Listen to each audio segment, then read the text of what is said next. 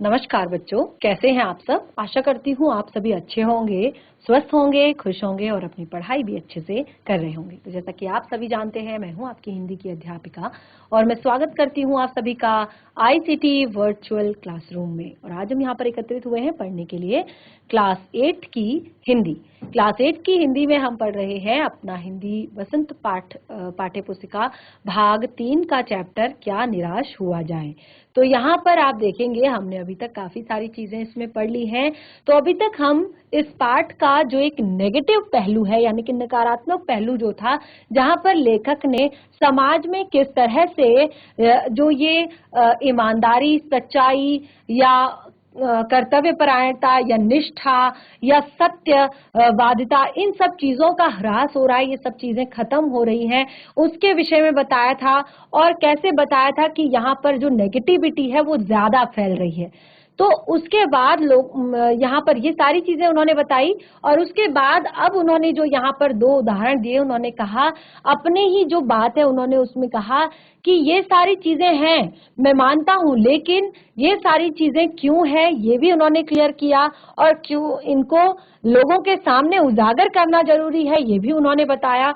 और लास्ट में उन्होंने बताया अपने बहुत सारे स्वयं के अनुभवों से, यानी कि जो जो उन्हें जीवन में अनुभव हुए, जिस तरह के उन्हें जीवन में अनुभव हुए, उन अनुभवों के आधार पर उन्होंने बताया कि समाज में जो सच्चाई है, जो ईमानदारी है, वो पूरी तरह से खत्म नहीं हुई है, यानी कि भले ही थोड़ा सा कम हो गई है, लेकिन ये सारी चीजें पूरी तरह से खत्म नहीं हुई है। और यही चीजें हमें एक सकारात्मक नजरिया, एक पॉजिटिव व्यू लेकर चलने के लिए एक तरह से प्रोत्साहित करती हैं, यानी कि एक सकारात्मक दृष्टिकोण रखने के लिए हमें प्रोत्साहित करती हैं। जितना ज्यादा हमारा दृष्टिकोण जो है पॉजिटिव रहेगा, सकारात्मक रहेगा, उतना ही ज्यादा हमें पॉजिटिव रिस्पॉन्स भी मिलेगा। यानी कि आप देखिए, अगर आप कहीं जाते हैं या कहीं काम करते हैं या स्कूल आते हैं, तो अगर आप रोज अपना फेस जो है बिल्कुल ऐसा रोता हुआ बनाकर जाएंगे या लोगों से अच्छे से बात नहीं करेंगे, लोगों से अच्छे से मिलेंगे नहीं, तो एक दिन ऐसा आएगा ना कि आपका कोई फ्रेंड नहीं होगा, आपका कोई मित्र नहीं होगा, क्योंकि आप जब किसी से अच्छे से बात ही नहीं करेंगे तो आपका मित्र कौन बनना चाहेगा, आपका कोई मित्र नहीं बनना चाहेगा। तो इसीलिए यही चीज मैं आपको एक बड़े पैमाने पर बता रही हूँ कि अगर आप भी खुद ईमानदारी दिखाते हैं, आप खुद सत्यवादी हैं, आप खुद कर्तव्य परायण हैं, पूरी निष्ठा के साथ अपना काम करते हैं, दूसरों की मदद करते हैं, तो आपको भले ही कभी कष्ट, देखिए क्योंकि कष्ट तो ऐसा है नहीं कि आपको कभी नहीं आएगा, तो जीवन में सारी चीजें तो लगी रहते हैं, सुख और दुख। तो अगर कभी आपको जरूरत पड़ेगी तो फिर आपको ऐसा लगेगा कि आपके पास कितने सारे लोग हैं जो आपकी मदद करने के लिए तैयार हैं। तो इसी तरह से हमें ये नहीं सोचना चाहिए कि वो कैसा कर रहा है तो मुझे भी ऐसा ही करना है। हमें शुरुआत अपने आप से करनी होती है, हर चीज की शुरुआत हम अपने आप से करते हैं। अगर हम अच्छे से पेश आएंगे, लोगों के साथ अच्छे से रहेंगे, तो सामने से भी हमें पॉजिटिव चीजें मिलेंगी, पॉजिटिव रिस्पॉन्स मिलेगा। तो देखिए दूसरा एग्जाम्पल हम यहाँ पर पढ़ रहे थे, पहले उदाहरण में आपने देखा कि किस तरह से जो लेखक हैं उन्होंने देखा कि ट्रेन के जो टिकट बाबू जो है, उन्होंने टिकट खरीदा, 10 रुपए का टिकट खरीदा, लेकिन उन्होंने उसे 100 रुपए दिए और वो 100 रुपए उन्होंने अनजाने में दिए थे, यानी कि उन्होंने देखा नहीं था। और जिस टाइम पे, क्योंकि बहुत ज्यादा भीड़ होती है, अगर आप में से कोई बच्चा रेलवे स्टेशन पर डायरेक्टली टिकट, क्योंकि आजकल तो आप देखेंगे कि टिकट्स भी ऑनलाइन खरीदे जाते हैं और बहुत ज्यादा भीड़ टिकट काउंटर्स पर नहीं होती है। पहले क्या होता था कि लंबी लंबी लाइनें लगाई जाती थी टिकट काउंटर्स पर टिकट लेने के लिए, लेकिन उस टाइम पे जो टिकट कलेक्टर होता है, टिकट जो आपका देने वाला होता है, टिकट बाबू जो होता है, वो भी बहुत ज्यादा प्रेशर में होता है, क्योंकि ट्रेन भी लगने वाली है, ट्रेन छूट सकती है किसी की, सब लोग हबड़ तबड़ में होते हैं, जल्दीबाजी में होते हैं। तो इस तरह से उन्होंने वहां पर जल्दीबाजी में वो 100 का नोट ले लिया और उन्होंने भी 100 का नोट देते हुए ध्यान नहीं दिया, तो इस तरह से वो पैसे उनके पास गलती से चले गए। लेकिन उन्होंने जब तक वो 100 का नोट उन्होंने खुला, यानी कि 90 रुपए उन्होंने नहीं लौटाए, तब तक वो उस इंसान को खोजते रहे जिस इंसान को उन्होंने वो टिकट दिया था। तो इस तरह से हमने यहाँ पर पहले उदाहरण में देखा कि सच्चाई, ईमानदारी कम जरूर हुई है समाज में, लेकिन पूरी तरह से खत्म नहीं हुई है। ये उदाहरण हमें देखने को मिला। दूसरा उदाहरण हम पढ़ रहे थे कि जो लेखक हैं वो अपने बच्चों के साथ, अपने परिवार के साथ, अपनी पत्नी के साथ एक बस में यात्रा कर रहे थे। तो जब वो बस में यात्रा कर रहे थे तो बस की यात्रा के दौरान, अब देखिए रात्रि का समय था और जहां बस का गंतव्य था उस गंतव्य से पहले ही, क्योंकि बस में शुरुआत से ही कुछ खराबियां थी, कुछ खराब तरीके से बस चल रही थी और एक टाइम ऐसा आया कि अपने गंतव्य तक पहुंचने से 8 किलोमीटर पहले ही बस पूरी तरह से रुक गई, यानी कि खराब हो गई। और इस तरह से क्योंकि वो स्थान जो है निर्जन था, यानी कि बहुत ज्यादा वहां पर लोग नहीं रहते थे, आसपास घना जंगल था और बीच रास्ते सुनसान जगह पर वो बस रुक चुकी थी। तो ऐसे में क्योंकि वो टाइम काफी पुराना था और उस टाइम पे आपने देखा होगा कि बहुत ज्यादा अलग अलग जगहों पर जो है डाकू लोग जो हैं वो गाड़ियां लूट लिया करते थे, बसें, इसी तरह से बसें, गाड़ियां, ट्रेन में भी बहुत ज्यादा लूटमार होती थी। तो उसे रोक लिया करते थे और क्या करते थे, वहां से लूट मार करके लेकर जाया करते थे, कुछ लोगों को मार दिया करते थे। तो बहुत ही बुरी कंडीशन वहां पर लोगों की डर से हो गई थी। और जैसे ही बस रुकी तो तुरंत ही कंडक्टर जो है उसने एक साइकिल पकड़ी और वो वहां से चलता बना।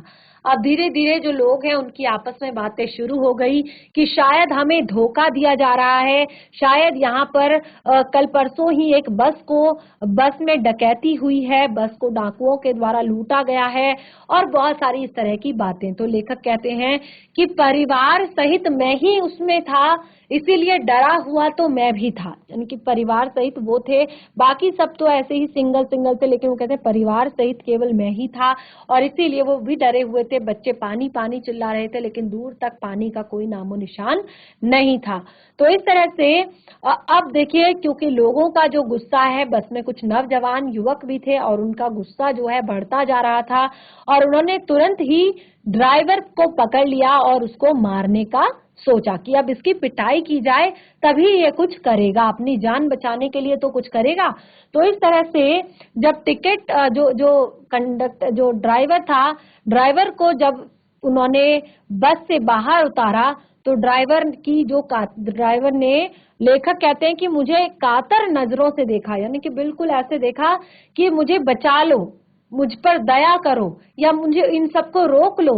तो अब ये सारी चीजें, लेखक कहते हैं डरा हुआ तो मैं भी था, लेकिन फिर भी मैंने लोगों को समझाया कि एक तरह से यहाँ पर ये हमें जो है धोखा दे रहा है और वो बिल्कुल भी यात्री जो है इस बात को समझने के लिए तैयार नहीं हुए। उनको लगा कि ये भी उनसे मिला हुआ है और कंडक्टर तो पहले से ही डाकुओं को बुलाने चला गया है। ठीक है, तो इस तरह से उनकी आपस में बातें हो रही हैं और वो लेखक कहते हैं मैं भी बहुत ज्यादा भयभीत था। वो कहते हैं मैं भी बहुत भयभीत था, यानी कि मैं भी बहुत ज्यादा डरा हुआ था। क्यों डरा हुआ था? क्योंकि उनकी जो फैमिली थी, उनका परिवार जो था, छोटे छोटे बच्चे भी थे साथ में, तो इस तरह से उन्हें काफी डर लगा हुआ था। वो कहते हैं पर ड्राइवर को किसी तरह से मारपीट से बचाया। वो कहते हैं कि मैंने किसी तरह से ड्राइवर को मारपीट से बचाया, यानी कि मारपीट होने से बचाया। और लेखक कहते हैं 1.5 से 2 घंटे बीत गए। अब रात्रि के 12 बज चुके थे, 1.5 से 2 घंटा, 11:30 12 बज चुके थे, 2 घंटे बीत चुके थे और लेखक कहते हैं मेरे बच्चे भोजन और पानी के लिए व्याकुल थे, क्योंकि बच्चे जो है बहुत ज्यादा परेशान हो जाते हैं वैसे ही यात्रा के दौरान, और खास तौर पर जब अगर इस तरह का कोई जाम या ट्रैफिक या बस खराब हो जाए तो बच्चे और ज्यादा परेशान हो जाते हैं। तो लेखक कहते हैं कि मेरे बच्चे खाने, भोजन और पानी के लिए व्याकुल थे। मेरी पत्नी की हालत बुरी थी, यानी कि उनकी पत्नी की भी तबीयत थोड़ा खराब हो रही थी।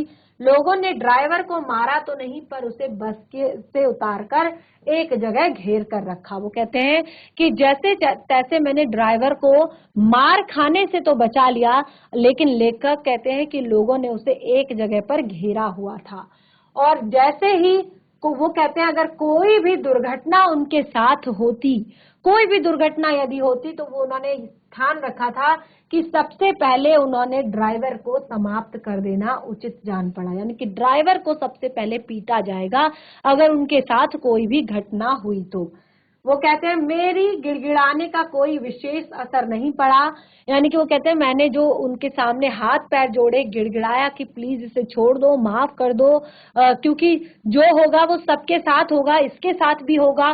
तो इस तरह से वो कहते हैं कि मेरे गिड़गिड़ाने का विशेष फायदा तो नहीं पड़ा, लेकिन वो कहते हैं कि इसी समय मैं क्या देखता हूं कि एक खाली बस चली आ रही है। और लेखक कहते हैं कि यही सब कुछ हो रहा था, 1.5-2 घंटे बीत चुके थे और इसी बीच में देखता हूं कि एक खाली बस जो है वो चली आ रही है और उस बस पर हमारा कंडक्टर भी बैठा हुआ है। लेखक कहते हैं कि उस बस पर जो है उनका कंडक्टर जो है बैठा हुआ है और उसने आते ही तुरंत कहा, यानी कि जैसे ही कंडक्टर आया उसने तुरंत कहा कि यह बस जो है चलने लायक नहीं है।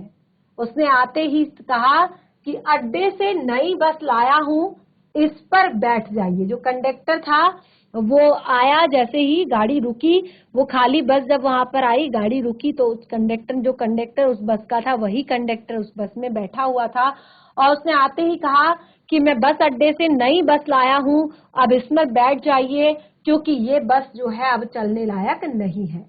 फिर मेरे पास एक लोटे में पानी और थोड़ा सा दूध लेकर आया। लेखक कहते हैं क्योंकि बच्चों वाला परिवार वाला सिर्फ मैं ही था, तो इसीलिए वो थोड़ा सा एक लोटे में पानी और दूध मेरे पास लेकर आया और बोला, पंडित जी, बच्चों का रोना मुझसे देखा नहीं गया, वहीं दूध मिल गया, थोड़ा लेता आया।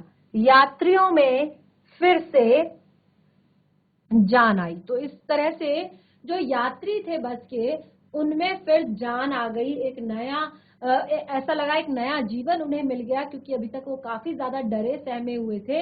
और वो कहते हैं कि उन सबने उसे धन्यवाद दिया, सबने बस के कंडक्टर को धन्यवाद दिया और ड्राइवर से भी माफी मांगी और 12 बजे से पहले ही सब लोग बस अड्डे पहुंच गए। तो उसने फिर फटाफट, क्योंकि 8 किलोमीटर की दूरी थी तो लगभग 10 से 15-20 मिनट में पूरी हो गई थी, तो उन्होंने 12 बजने से पहले ही वो बस जो है कहाँ चली गई, अड्डे पर पहुंच गई। लेखक कहते हैं कैसे कहूं कि मनुष्यता एकदम समाप्त हो गई है। देखिए इतना बड़ा उदाहरण देकर अब वो कहते हैं कि मैं कैसे कहूं कि मनुष्यता समाप्त हो गई है, इंसानियत खत्म हो गई है। देखिए जो कंडक्टर था वो चाहता तो जरूरी नहीं था कि वो ये सब चीजें करे, वो पानी लेकर आए, वो दूध खरीद कर लाए, लेकिन उसके अंदर इंसानियत थी, उसके अंदर एक तरह से जो इंसान था वो सच्चा इंसान था। तो उसने क्या किया, वो पानी लेकर आया, दूध लेकर आया और उसके बाद देखिए वो कहते हैं लेखक कि कैसे कहूं कि लोगों में दया मया नहीं रह गई, कैसे कहूं लोगों में कि दया नहीं रह गई, क्योंकि जब उन्होंने बस ड्राइवर को देखिए उन्होंने लेखक की बात सुनी और बस ड्राइवर को नहीं पीटा और साथ ही उसको फिर बाद में उससे क्षमा भी मांगी। तो वो कहते कैसे कहूं कि लोगों में दया नहीं रह गई है, जीवन में जाने कितनी ऐसी घटनाएं हुई जिन्हें मैं भूल नहीं सकता। लेखक कहते हैं मेरे जीवन में बहुत सारी ऐसी घटनाएं हुई हैं जिन्हें मैं भूल नहीं सकता। देखिए आपके साथ भी होता है, बहुत सारी चीजें हमारे साथ होती हैं, कई बार अच्छी घटनाएं होती हैं, कई बार बुरी घटनाएं होती हैं और कोई घटनाएं तो हमें हमेशा के लिए याद रहती हैं, हमेशा के लिए हमारे दिमाग में बैठ जाती हैं। और देखिए खास तौर पर बच्चों की जो मेमोरी होती है ना, बहुत ज्यादा शार्प होती है। वो क्या करते हैं, क्योंकि उस टाइम पे उनका दिमाग जो है उन्हीं चीजों में होता है, तो उनको बहुत सारी चीजें जो है याद रहती हैं। ठीक है, तो वो कहते हैं लेखक ठगा भी गया हूं। वो कहते हैं बहुत सारी घटनाएं ऐसी हुई जिन्हें मैं भूल नहीं सकता, जिनमें मैं ठगा भी गया हूं, मैंने धोखा भी खाया है। मैं ठगा भी गया हूं, मैंने धोखा भी खाया है, परंतु बहुत कम स्थलों पर विश्वासघात नाम की चीज मिलती है। वो कहते हैं हाँ, मुझे ठगा भी गया है। देखिए हम कहते हैं ये दुकानदार हमें ठग रहा है, सामान महंगा लगा रहा है, ये दुकानदार हमें धोखा दे रहा है, सब महंगा सामान दे रहा है। तो ये सब छोटी छोटी चीजें हैं। वो कहते हैं कि हाँ मैं ठगा भी गया हूँ, मैंने धोखा भी खाया है, बहुत कम स्थलों पर विश्वासघात नाम की चीज मिलती है। यानी कि विश्वासघात, दूसरों का भरोसा तोड़ना। देखिए सबसे मेन चीज यही होती है कि जो इंसान होता है, देखिए उसके लिए अगर आपको किसी से अगर यदि आप सच्चा प्रेम करते हैं, अपने माता पिता से, अपने भाई बहन से, अपने मित्रों से, तो कभी भी हमें उनसे झूठ नहीं बोलना चाहिए। उनसे किसी भी तरह की कोई बात जो है हमें नहीं छिपानी चाहिए, क्योंकि अगर आप इस तरह की चीजें करते हैं, विश्वासघात करते हैं, आप झूठ बोलते हैं, किसी का भरोसा तोड़ते हैं, किसी के साथ विश्वासघात करते हैं, तो ये सबसे बड़ी चीज होती है। और इससे क्या होता है कि आप दोबारा से उस इंसान पर भरोसा नहीं कर सकते हैं। तो वो कहते हैं कि केवल उन्हीं बातों का हिसाब रखो जिनमें धोखा खाया है, तो जीवन कष्टकर हो जाएगा। लेखक कहते हैं, अब देखिए ऐसा नहीं है कि हमें वो चीजें हमेशा याद रहती हैं, लेकिन अगर आप हमेशा वही चीजें सोचते रहो, अगर आप वही धोखाधड़ी अगर आप सोचते रहो, वही दुख आप सोचते रहो, वही परेशानियां यदि आप सोचते रहो, तो वो कहते हैं कि अगर उन्हीं सब बातों का आप हिसाब रखते रह गए तो आपका जीवन बहुत ही कष्टकारी हो जाएगा, क्योंकि आपका दिमाग हमेशा उल्टी दिशा में चलेगा, गलत दिशा में चलेगा, और फिर आप सही को एक्सेप्ट नहीं कर पाएंगे। और इससे क्या होगा, इससे आपका जीवन बहुत कष्टकर हो जाएगा।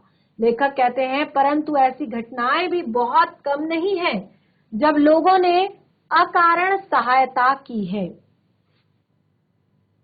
तो लेखक यहाँ पर बताते हैं कि ऐसी घटनाएं भी बहुत कम नहीं है, यानी कि दुनिया में ऐसी भी बहुत सारी घटनाएं हैं जिसमें लोगों ने अकारण ही, यानी कि बिना रीजन के भी दूसरों की मदद की है, बिना रीजन के भी दूसरों की हेल्प की है।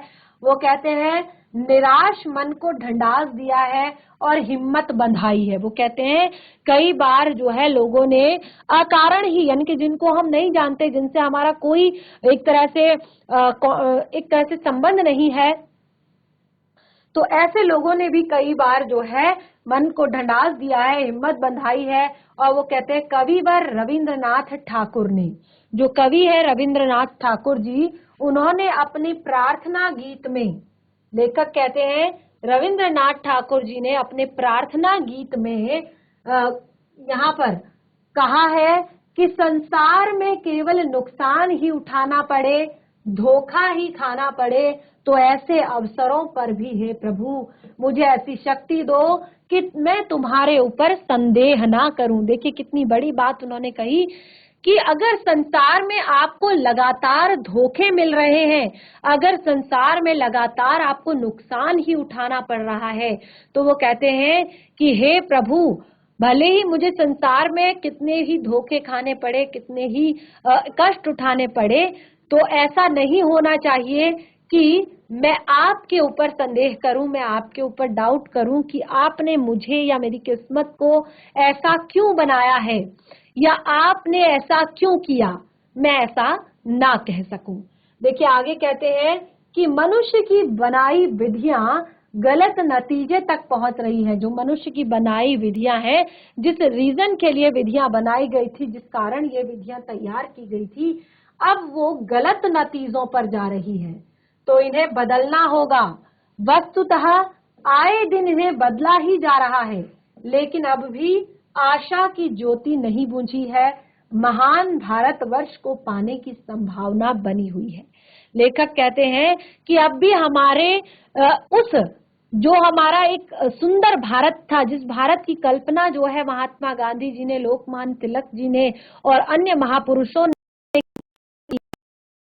की संभावना जो है अब भी बनी हुई है। भले ही धीरे धीरे सब कुछ चेंज हो रहा है, सब कुछ बदल रहा है, लेकिन हमें वो ज्योति जो है एकता की, समानता की, ईमानदारी की, कर्तव्य निष्ठा की जो डोरी है उसको बिल्कुल भी तोड़ना नहीं चाहिए। और वो कहते हैं इसी तरह से इसकी जो महानता है वो हमेशा बनी रहेगी। और वो कहते हैं मेरे मन, ध्यान दीजिएगा, मेरे मन निराश होने की जरूरत नहीं है। तो इसीलिए चैप्टर का नाम दिया है क्या निराश हुआ जाए। तो ये बहुत बड़ी सीख है कि आज के टाइम में मनुष्य को अगर कोई चीज समय पर नहीं मिलती है, कोई चीज टाइम पे अगर नहीं मिलती है, जरूरत के मुताबिक नहीं मिलती है, या बहुत सारी अलग अलग तरह की घटनाओं के कारण उसका मन हताश, उदास और निराश हो जाता है, तो उसे इन सब चीजों की जरूरत नहीं है। उसे अपने मन को समझाना चाहिए, मन को मजबूत करना चाहिए, इन सब परेशानियों से बाहर निकलने के विषय में सोचना चाहिए। तो किस तरह से वो जीवन के प्रति एक नई आशा का, नई एक तरह से ऊर्जा का, नई शक्ति का संचार यहाँ पर कर रहे हैं हजारी प्रसाद द्विवेदी जी इस पाठ के माध्यम से। बहुत ही सुंदर पाठ, बहुत ही प्यारा सा चैप्टर हमने यहाँ पर पढ़ा। तो इस तरह से पाठ हमारा कंप्लीट होता है और मैं आशा करती हूँ कि काफी सारी अच्छी बातें आपने इस पाठ से सीखी होंगी, इस पाठ से समझी होंगी। और कोई भी चीज अगर आपको ऐसा लगता है कि समझ नहीं आई है तो उसे नेक्स्ट सेशन में एक बार जरूर क्लियर कर लें, अच्छे से पढ़ लें। अब आगे बढ़ते हैं अभ्यास के प्रश्नों पर। अभ्यास के प्रश्न हैं, देखिए अगर आपने पाठ को बहुत अच्छे से पढ़ा है, समझा है, तो ये आपके लिए बहुत ज्यादा टफ नहीं होंगे, बहुत ज्यादा कठिन नहीं होंगे, क्योंकि देखिए कॉमन सी चीजें इसमें है, बहुत ही सामान्य सी चीजें हैं। पाठ को अगर एक बार घर पर पाठ्य पुस्तिका से अच्छे से रिवाइज करेंगे तो आपका चैप्टर बहुत जल्दी ही खत्म हो जाएगा और आप आसानी से उसके प्रश्नोत्तर भी कर पाएंगे। इस तरह से हमने यहाँ पर सारा जो गद्यांश है, जितने भी गद्यांश है इस पाठ के, वो हमने पढ़ लिए हैं। और आप देख सकते हैं अलग अलग तौर पर यहाँ पर जो पाठ के गद्यांश हैं उनका सार दिया गया है। और लास्ट जो है आप देखिए सार, देखिए क्या दिया गया है कि लोगों ने लेखक के साथ धोखा भी किया, बुरी घटनाएं हुई, अगर उन्हीं को याद करते हुए रहेंगे तो उनका जीवन कठिन हो जाएगा। जिनमें धोखा खाया है तो जीवन कष्ट देने वाला हो जाएगा, जीवन को काटना बहुत मुश्किल हो जाएगा। परंतु ऐसी घटनाएं बहुत कम ही मिलती हैं जो लोग बिना कारण की सहायता कर देते हैं, अपना स्वार्थ भूल कर भी आगे बढ़ते हैं और हमारी मदद करते हैं। और ऐसे भी दुनिया में लोग हैं, जब हमारे मन को निराशा घेर लेती है तो ऐसे में वो आशा की किरण बनकर आते हैं, तसल्ली देते हैं, हिम्मत बढ़ाते हैं। तो देखिए यहाँ पर लास्ट में लेखक कहते हैं मनुष्य की बनाई हुई तरह तरह के जो तरीके हैं और गलत परिणाम ला रहे हैं तो इन्हें बदलना नहीं होगा, बदलना ही होगा। और कुछ परिस्थितियों में हमें बदलते हैं कि हम देखते हैं कि मनुष्य ने जो तौर तरीके बनाए हैं उनका गलत परिणाम निकल रहा है, गलत तरीके से उन सब का चीजों का प्रयोग किया जा रहा है, चाहे वो कानून हो, चाहे कुछ भी हो, सबका जो है कई बार हम देखते हैं कि गलत तरीके से इस्तेमाल हो रहा है। तो यहाँ पर लेखक अपने मन को समझाते हुए कहते हैं कि निराश होने का समय नहीं है, प्रयास हमें करने होंगे, हिम्मत नहीं हारनी होगी और उम्मीद नहीं छोड़नी होगी, और अभी भी बहुत संभावनाएं जो है बची है। तो इस तरह से अब पाठ से जुड़े हुए प्रश्नोत्तर यहाँ पर डिस्कस कर लेते हैं। तो पहला प्रश्न है, लेखक ने स्वीकार किया है कि लोगों ने उन्हें भी धोखा दिया। देखिए अब ये आपके विचार से है, यहाँ पर अभ्यास से जुड़ा हुआ या पाठ्य पुस्तिका से जुड़ा हुआ ऐसा कोई भी प्रश्न नहीं है। आपका क्या विचार है इसमें, आपने वो विचार रखना है।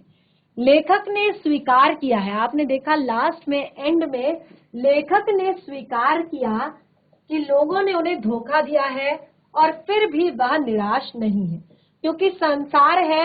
यहाँ पर मैंने कहा कि सुख और दुख जो है लगे रहते हैं, सुख और दुख आते जाते रहते हैं, और कई बार हम धोखा भी खाते हैं, कई बार हम बहुत ज्यादा एक तरह से ठगे जाते हैं।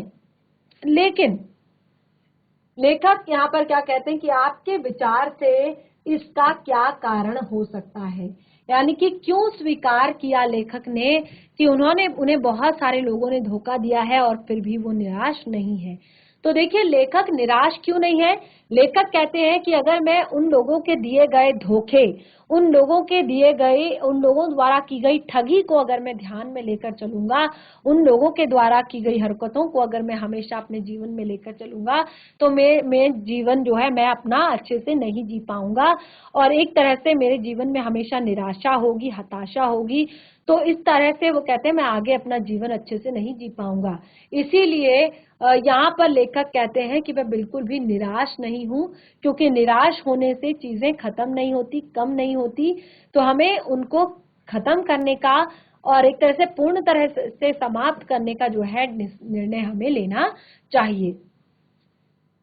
तो देखिए, दूसरा प्रश्न है, समाचार पत्रों, पत्रिकाओं, टेलीविजन पर आपने ऐसी अनेक घटनाएं देखी और सुनी होंगी जिसमें लोग बिना किसी लालच के दूसरों की सहायता करते हैं। देखिए, जहां समाचार पत्र हमें एक तरह से बुरी घटनाओं को, बुरे विचारों को बताना, एक तरह से बताने के लिए आते हैं, उसी तरह से समाचार पत्र जो है ऐसे लोगों को भी सामने लेकर आते हैं जो बिना किसी लालच के दूसरों की सहायता करते हों, ईमानदारी से काम करते हों और ऐसे समाचार तथा लेख एकत्रित करके कम से कम 2 घटनाओं पर अपनी टिप्पणी लिखिए। यानी कि कम से कम आपके जीवन में कभी कोई ऐसी घटना यदि आई है तो उन 2 घटनाओं पर आप टिप्पणी लिखेंगे।